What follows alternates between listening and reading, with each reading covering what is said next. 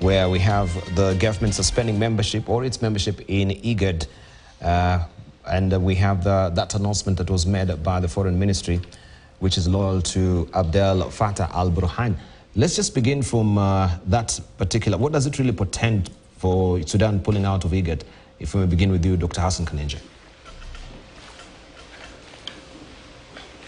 I think Khartoum's trying to suspend its membership in igad is unfortunate.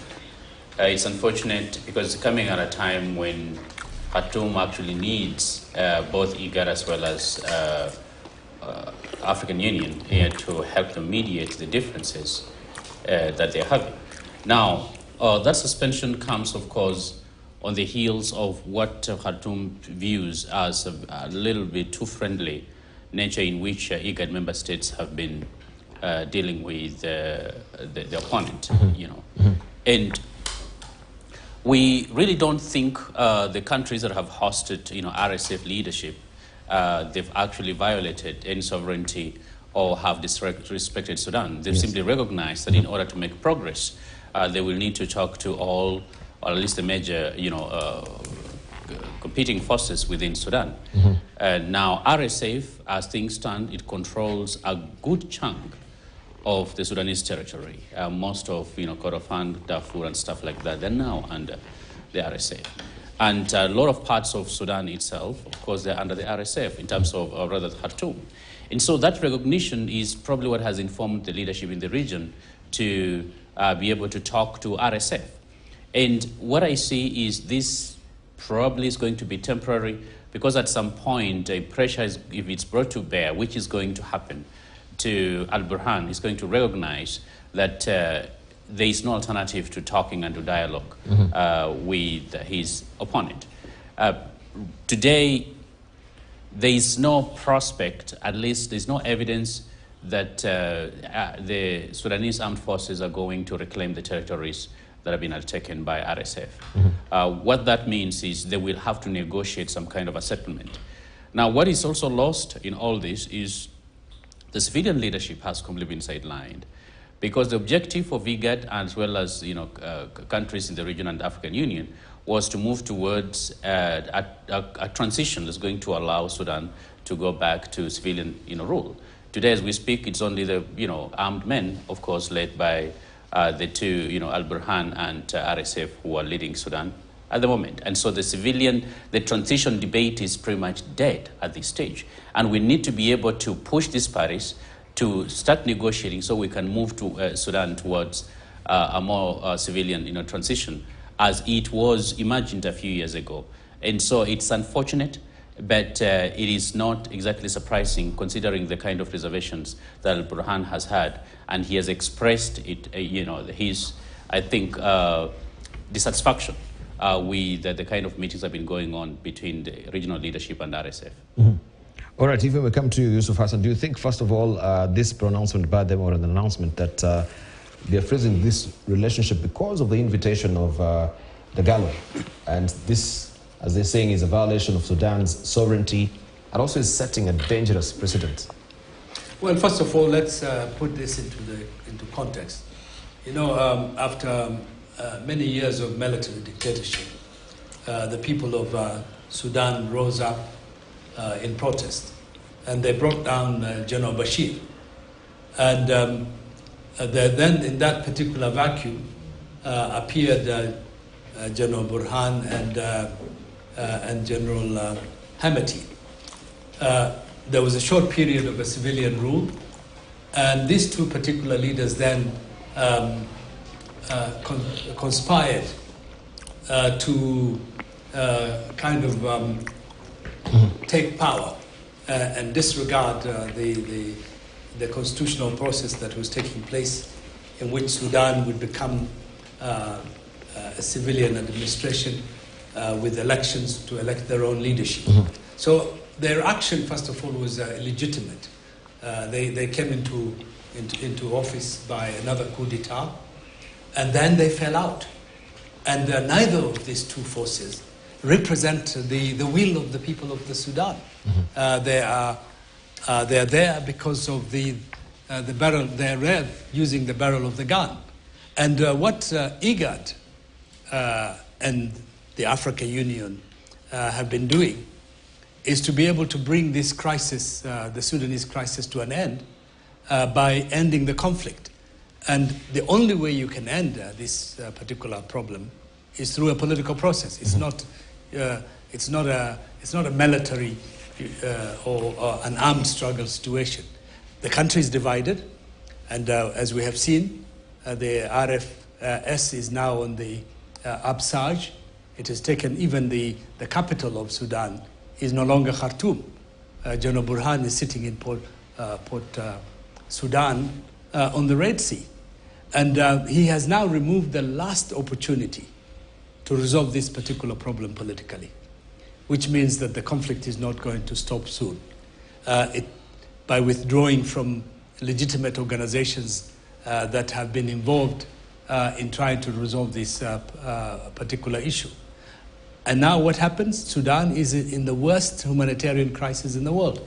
7.5 million people have been displaced.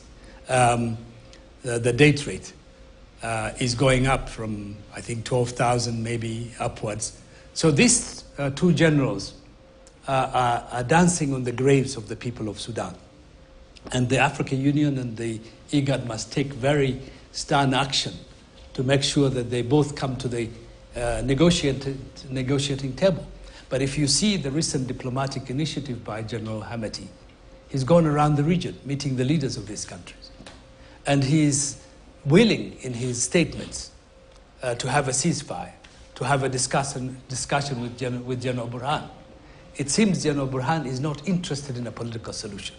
What he's interested is in continuing to hold on to power and to continue the conflict, which is not in the best interest of the people of Sudan, as well as in the interest of the region. So I think it is very unfortunate, as Dr. Hassan has said, that he has taken the unilateral decision to withdraw from the very institutions that would have provided him with the foundation to be able to engage and find a solution that is in the best interest of the people of Sudan and the region. So Dagalo seems to be posturing that particular figure of Indeed, he has the diplomatic age, because he has come out. He has recently signed an agreement with the civilian component in Addis Ababa with Abdullah Hamdok's group. And he has challenged General Burhan also to do the same, to make a commitment that in fact they're ready to return the country back to peace and also back to the political process, and eventually to have a government elected and representative of the people of Sudan. Right. Let's hear from Professor Kagwanja. I think what Mheshimiwa is saying is that General al-Burhan has lost the diplomatic war. What we need to hear is whether he's winning the military war, which, in my estimation, he is not. There are four forces that have control over Sudan. One is the RSF of Ahmadid, and it has the upper hand. It controls the capital and almost 3 quarters. Quite chunk. I was looking at the map of Sudan and the mapping. He has the most part of the country under his control. The second part is under the rebels, those who are fighting both the RSF and the Sudanese army, particularly during the time of Omar al-Bashir. So they're still very well armed, and particularly in the west. Now, finally, we have the civilians. And the civilians are the people's minds. They're the ones who removed al-Bashir. They're the ones who more or less agreed to get into shared power with both RSF and the military. And until the military under Burhan disposed the civilians.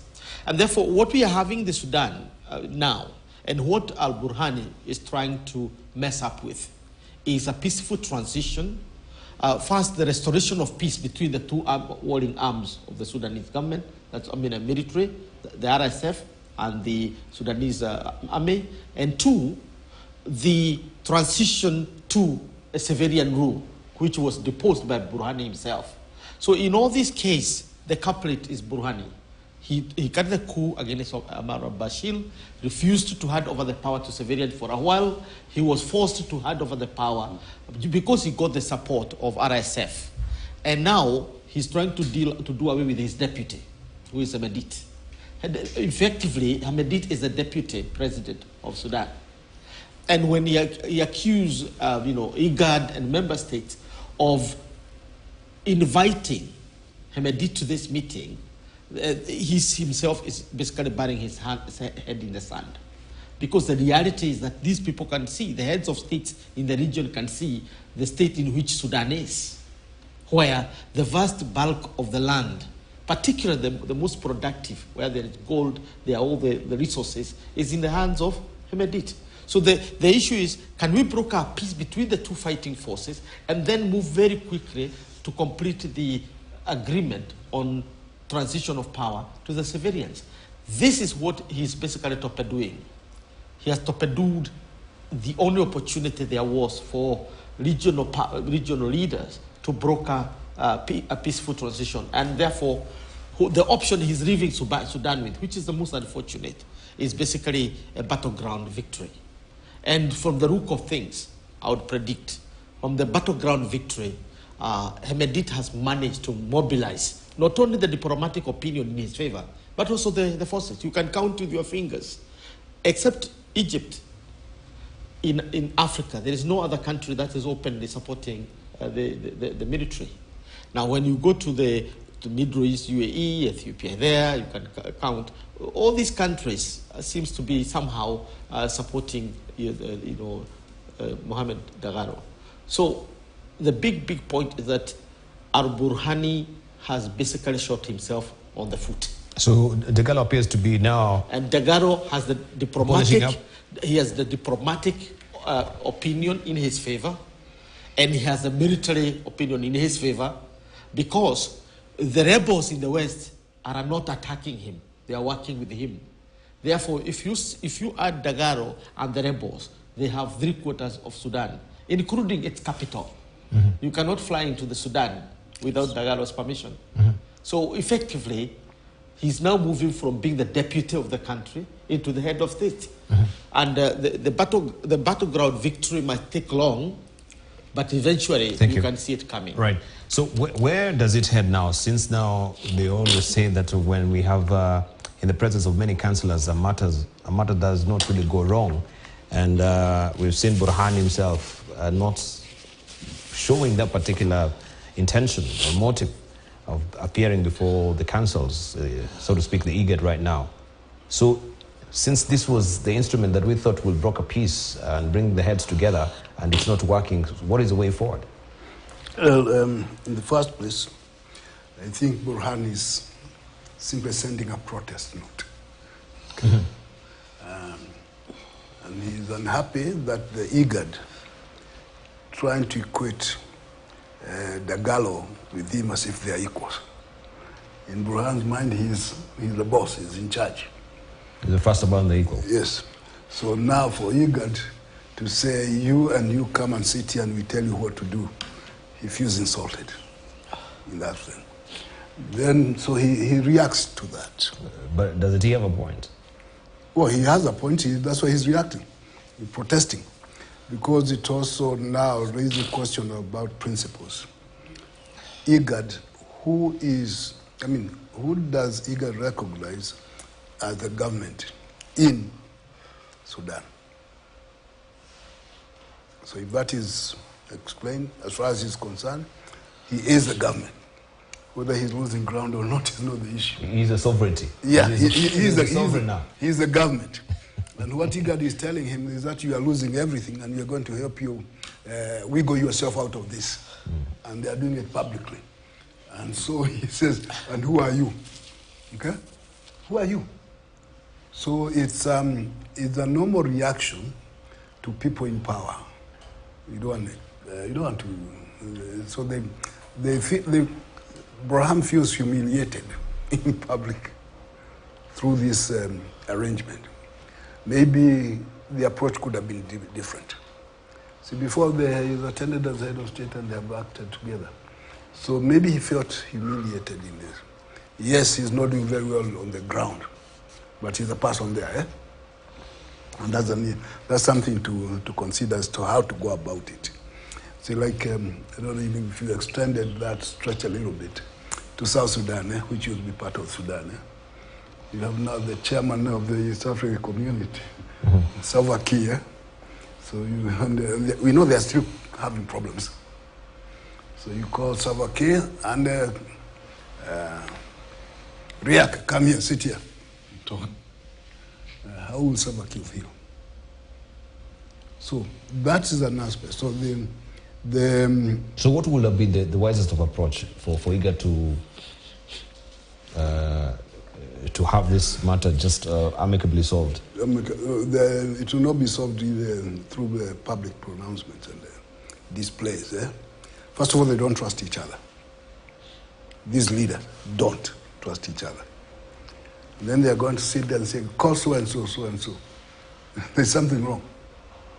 So maybe a different approach might work. Maybe there may be some, shall we say, eminent person who is acceptable to both sides, so that they can approach this matter and see, Burhan, you are losing. Okay? So let's find out a respectable way out. A gastric bypass. Something like that. So that to come out from this impasse. You don't want to humiliate somebody, because I think Burhan is feeling humiliated by the organization. And do you want to go that route or not? So I think that's what may be going on. Right. Can I inject? Welcome to Mashima. There is need for an off-ramp for Al-Burhan to save his face.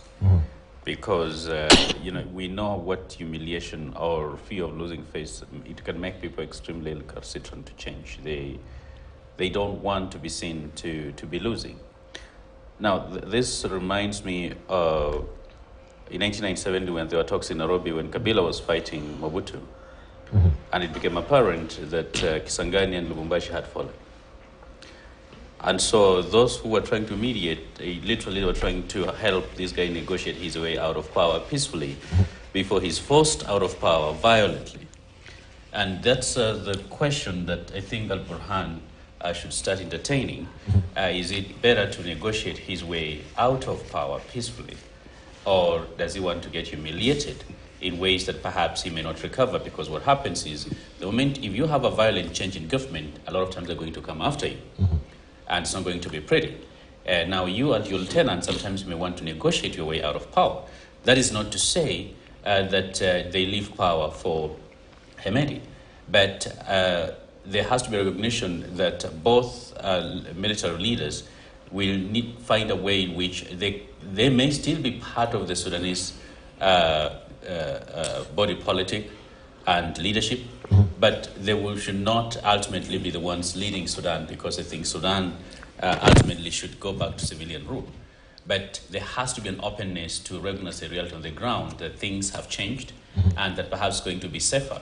Now, what I suspect is this may not last permanently because increasingly when the diplomatic opinion changes, also certain alliances may start shifting even within the region to the disadvantage of Al-Burhan, especially at this stage, which may not bode well for his future, and may start even, you may start even seeing certain defections from his camp to the other camp. And so I think, as painful as it may be, it is important that SAF, swallows the bitter pill and somehow accepts some kind of a neutral mediation in a way that they can save face, but also, stop fighting so we can start moving towards a transition. But today, as we speak, RSF seems to be having the upper hand on the ground. Civilians seem to be losing. But with the kind of moves that RSF is making, it is also, winning some public opinion amongst certain quarters, not just in Sudan, but in the region and in the world. And so talking they must. I think it's just a matter of when, not if. And where? When and where, yes. Yusuf Hassan. Well, I think the IGAD is finding itself in a quagmire, in the sense that while the leaders would like to have a political solution, a peaceful political solution, at the same time, it appears as it's becoming increasingly difficult to see how a political process, a peaceful political process, could be done without the participation of General Burhan, Abdel Fattah al-Burhani. And I think there's a danger here that Burhan would be isolated and would go it alone, and would inevitably, which inevitably would lead to the conflict escalating rather than de-escalating. But the key point that we must have in mind is that we cannot allow this Sudan crisis to continue because of the impact it has on the civilian population. Sudan is isolated. There is not much assistance coming in terms of assisting the displaced populations. And unless we're going to find a quick diplomatic, peaceful solution, then Sudan would be on the road to famine, like we've had in previous years in the Horn of Africa, in places like Ethiopia and Somalia, because of conflict. Famine is likely to happen, and this would be a catastrophe for the people of Sudan. And I think that is why IGAD may have to change gears to make sure that General Burhan is on board in order to continue the dialogue and the diplomatic efforts to resolve the problem. So maybe they should have begun with General Burhan first. Then they go to Degalo next if the appearance of both of them on the summit is really ruffling feathers or making Burhan feel at least is taking special umbrage with that. Would that have been another solution? As we're winding up on it, yes. Yes. Let's be fair to IGAD. IGAD has followed almost the letter, the spirit and the architecture of a good mediation.